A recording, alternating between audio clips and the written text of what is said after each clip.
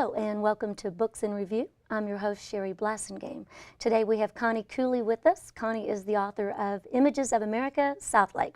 Welcome to the show, Connie. Thank you very Thank you much. so much for being here. My pleasure. I've read your book. I found it to be fascinating, informative, fun, and very detailed. I loved it. What prompted you to write the book? Well, I'm a member of the Historical Society in Southlake, and we were approached by the publisher, Arcadia Publishing, which is based out of the Carolinas. And they're a niche publishing company that they specialize in histories of communities. And they went to our website and liked our website and asked us if we'd be interested in doing a book. And we're a small group, so several of us said we definitely need to do this. So we plunged in and did it. And you took on the project. Did. Where did you find most of your materials? Because the book has lots of pictures, which I love. I mean, truly dating back, you know, over 100 years and just fascinating historical photos. So where did you find your materials? From our members, from our Historical Society members, the families that have lived there over several generations, obviously more than that, 5 or 6 generations. And we went to them and asked, we knew who they were, and they were more than happy to give us their photos to scan and use for the book. So we were very lucky in that regard. Wonderful. So a community contribution, really. Absolutely. The start of your book, you talk about trekking down, you know, from the north down south into Texas and the hardships that they endured from warring with Native Americans and illnesses and disease. Talk a little bit about that, about the path, about the settlers that made their way down. Well, the settlers who specifically found that they wanted to stay in the present-day Southlake area came from Missouri. And there were a number of families that traveled down from Missouri. Part of the Peters colony, that was an impresario group that the Republic of Texas enticed people to come and get land to settle. So they came in the 1840s, and they actually came down through the cross timbers, which is a geographical area that Southlake sits in.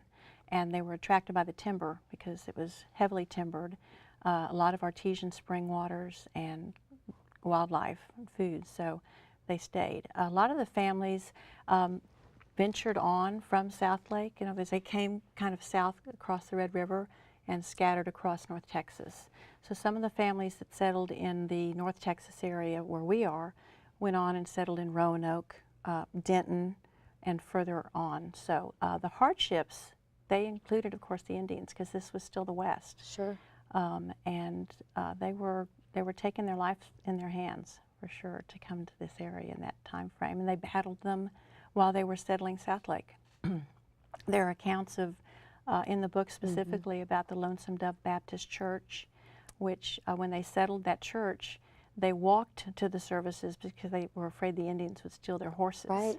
So they definitely had to deal with the Indians. And then there is that one story about a kidnapping, actually, That's right. of some of the residents Yeah. by the Indians. That's right. Yeah, that, I think you're talking about Cynthia Ann Parker. Yes. Yes.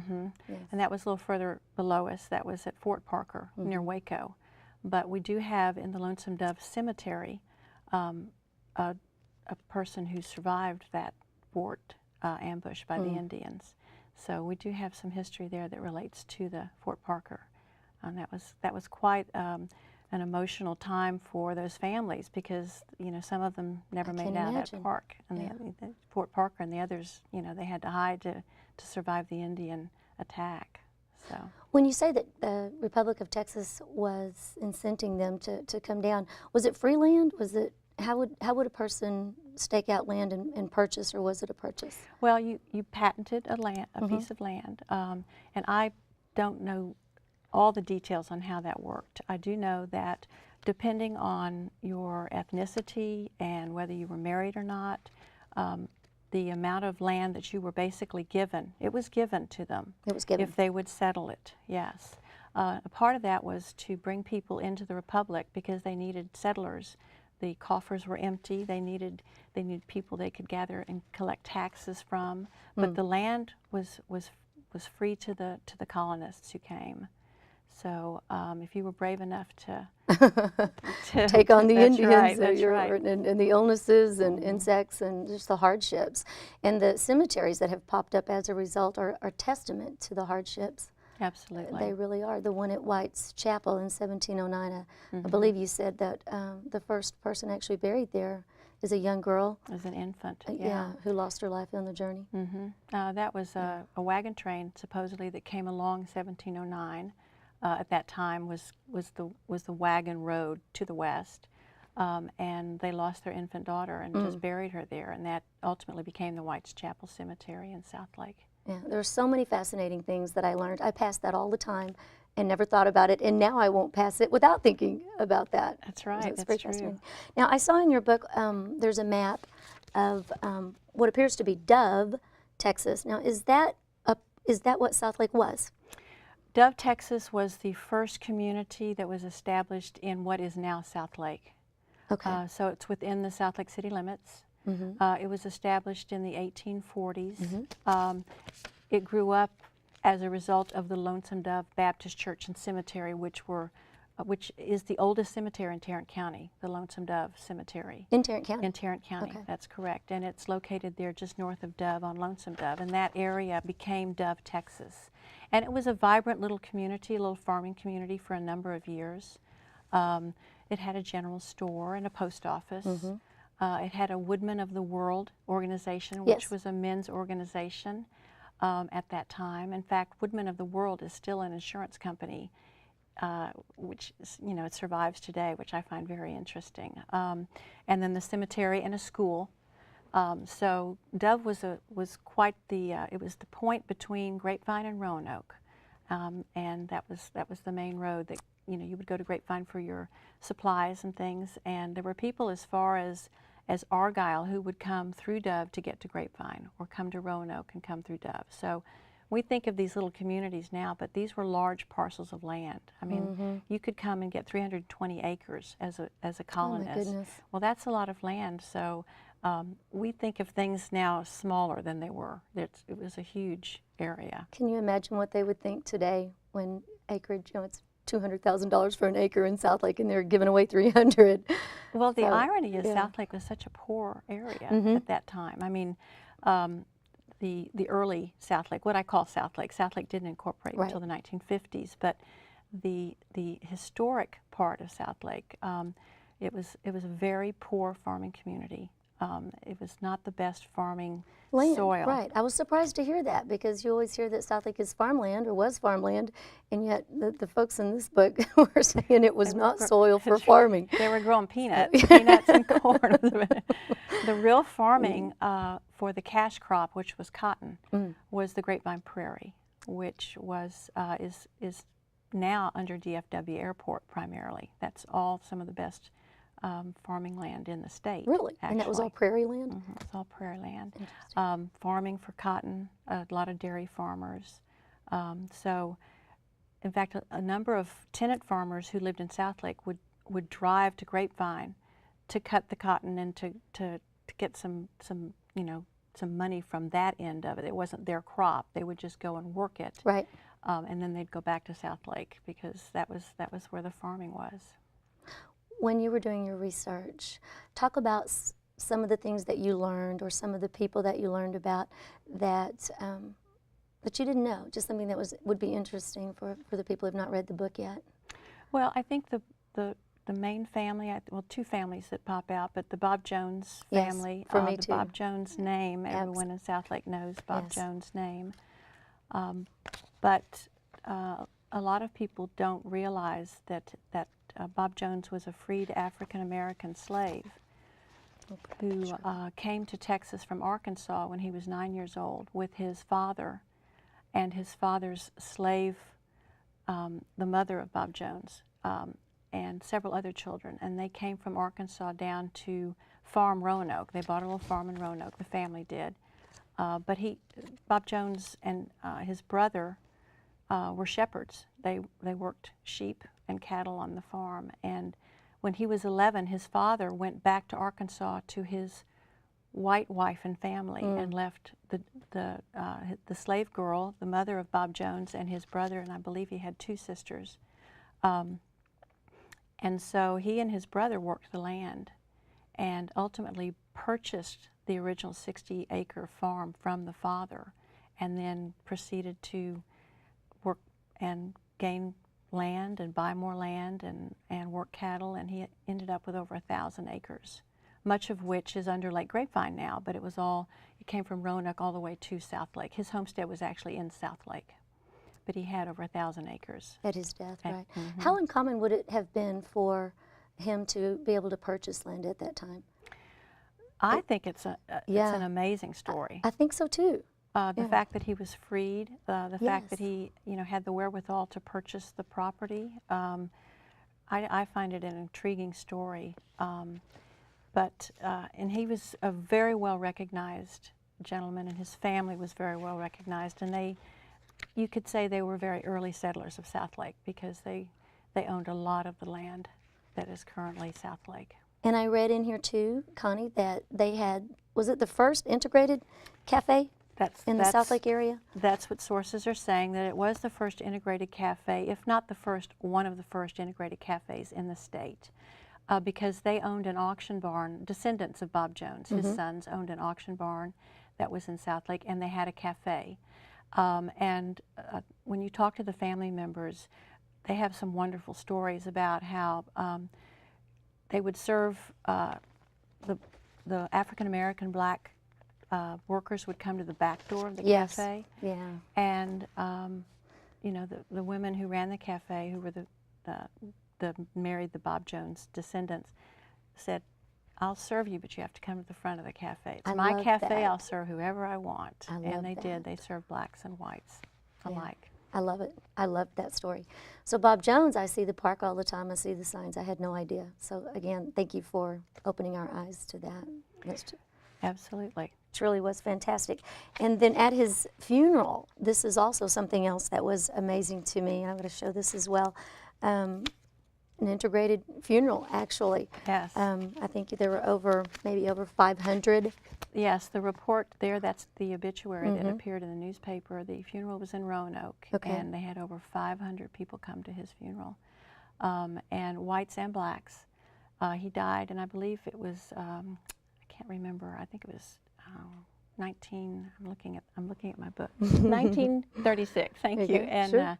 So yeah, his family was well recognized, and because of he was the largest landowner. I mean, he had lots of... It's fantastic. It is. So, yeah, and he's actually buried in Medland Cemetery, which sits inside Trophy Club. Yeah, I'm familiar with it. And he was friends with the Medland family, so that's where he's buried. And he's also attributed with starting several schools. Now, were they primarily for African American or for...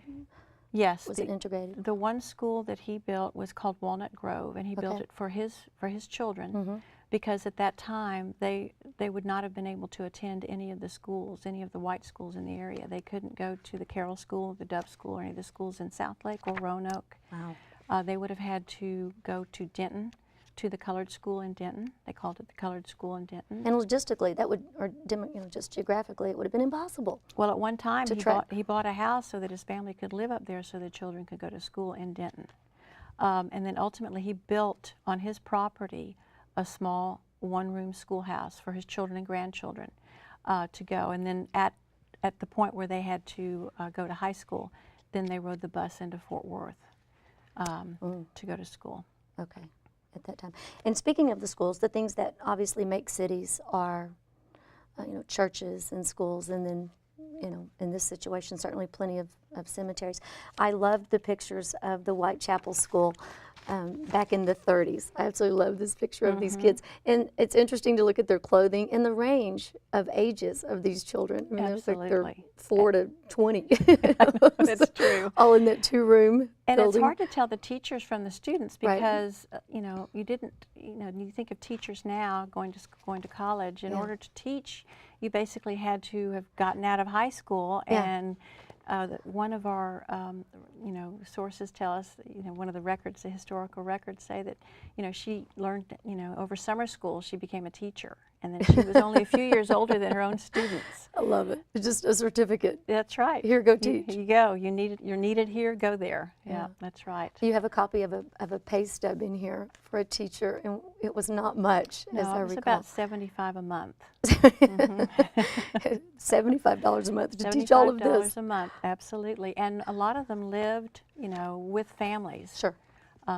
You And would if have to. If they had a teacherage, which some schools did have what they called a teacherage, then you stayed there, and then you might see your family. If you were, you know, a 24-year-old teacher, you might see your family, you know, once a month. You would drive their record. Some of the teachers we get oral histories from, they lived in Denton, and they, you know, came to the Carroll School to work, and then they'd go back and see their family maybe once a month. So they were absolutely right there every day, and then close to the students. It's just amazing story after amazing story of dedication to education. Just living life at that time, you know, would have been so tough. And the school was the heartbeat of the community. Yeah. It really was. And the farmers who built a school were very proud of it. I mean, they think about it, just to be able to have a school your children could go to, because a lot of the parents maybe did not have that benefit of having gone to school for more than just a few years. So they were very proud of their school. The school, the 1919 Carroll School, which still stands in Southlake, was built by farmers agreeing to a bond to tax themselves so they would have more than a little rural school in the early 1900s. So yeah, definitely the school was the heart. And that's where everything happened. Yeah. That's where you would vote. That's where you'd go to meet. it's like the county seat, sort of. Exactly. Yeah. Southlake also has a bit of infamy with, I guess, speculation perhaps that Bonnie and Clyde had actually gunned down two patrolmen at what would be, I think, 114 and Dove now. Is that correct? That's correct. Talk about that. That was very, I didn't know that.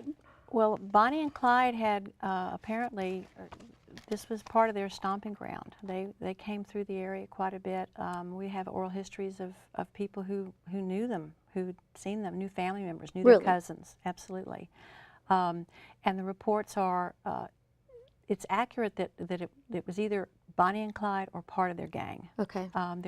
Some people claim that it's not Bonnie and Clyde, but on Easter Sunday in 1934, these two patrolmen, and actually a third patrolman, they were driving on their motorcycles on 114, headed toward Roanoke from Grapevine.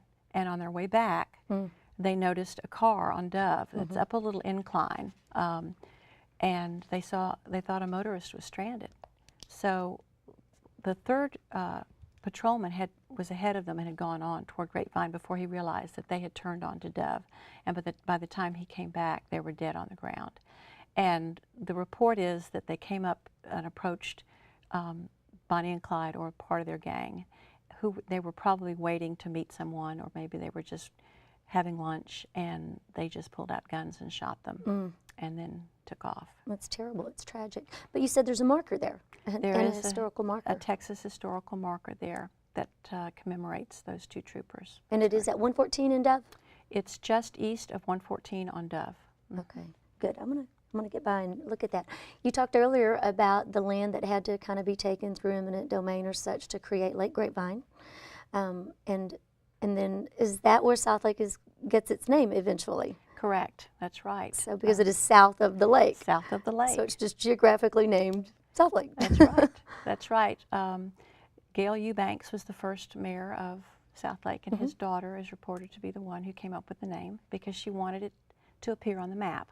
And so, but the lake itself, that was, the construction for the lake began in the late 1940s and was completed in 1952, I believe. That particular lake was built on a lot of the Bob Jones property, actually. It was again a good farmland area north of Grapevine, north of Southlake. And there were dairy farmers and a lot of families there who were displaced. They were paid for their land, and every report I've seen said they were paid fairly. But it was a very difficult time for the families. A lot of them moved their houses out, moved them into Grapevine and to other locations. But the eminent domain portion, and they worked with the Army Corps of Engineers to make the lake was because water was needed in some other parts of the state. Specifically in the case of Lake Grapevine, the water was meant for the park cities in Dallas. Dallas. Because Bachman Lake was having some issues with, Okay. with seepage. So they deemed that as the part for the lake. Yeah. It's hard to see the greater good when you're the one being displaced. That's right. So there were dairy farmers there originally? Absolutely. Okay. A lot of the dairy farmers, in fact, it's interesting because some of the dairy farmers moved from that specific location to the Grapevine Prairie, was ultimately taken for DFW Airport in the late 60s. So And 20 years displaced later, they were displaced again. Unbelievable. They probably moved out of state. Moved out. I want to show one last picture of this trail because I think, you know, if you don't see these pictures, you don't really think about how difficult it would be. Your book talks about how thick the trees were, and it was full of oaks, which we enjoy. They're beautiful, but trying to trek down in covered wagons with women and children would have been really difficult. And this is just one road. Yeah.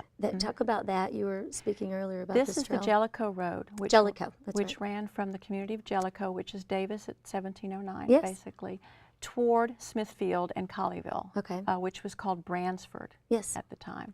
And this particular bottom picture there was taken in the 60s, and that actually is the rutted road with just the barrel shape from all the wagons going through in the trees that it was survived all that time.